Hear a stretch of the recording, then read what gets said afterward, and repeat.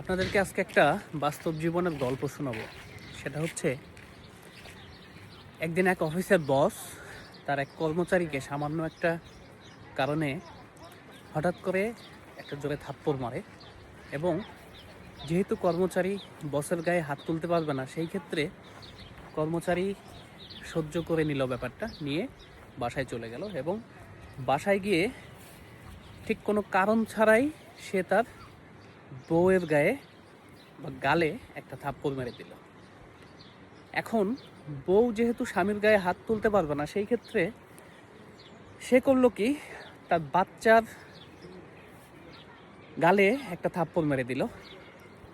আবার সেমভাবেই বাচ্চা যেহেতু মায়ের গায়ে হাত তুলতে পারবে না, সো বাচ্চার মনের মধ্যে এই রাগটা থেকে যায়। এবং এই রাগে ক্ষোভে সে যখন রাস্তায় হাঁটছিল তার বাবা মায়ের সাথে, তখন রাস্তার পাশে একটা কুকুর হেঁটে যাচ্ছিল, সেই কুকুরটাকে সে জোরে একটা লাথি মেরে দেয়। এবং লাথি মারার পরে যেটা হয় যে কুকুর ভয়ে একটা সাইডে চলে যায় এবং রাস্তায় হাঁটা একটা পথচারী, সেই পথচারীকে গিয়ে তার পায়ে কামড় দেয়।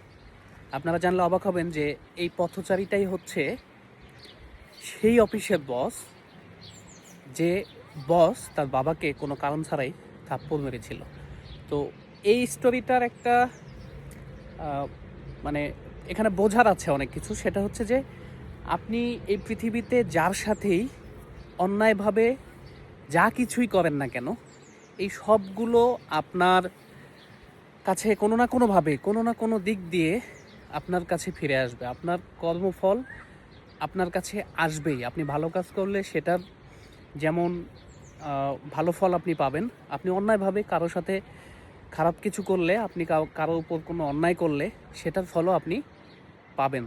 সো আমার কাছে মনে হয় যে আমাদের সকলেরই এই ব্যাপারগুলো নিয়ে একটু সতর্ক থাকা উচিত। কারোর সাথে অন্যায় করার আগে অবশ্যই আমাদের নিজের চিন্তাটা করা উচিত যে আমি অন্যের সাথে যদি অন্যায় করি, তাহলে এটা কোনো না কোনোভাবে আমার উপর আসবেই।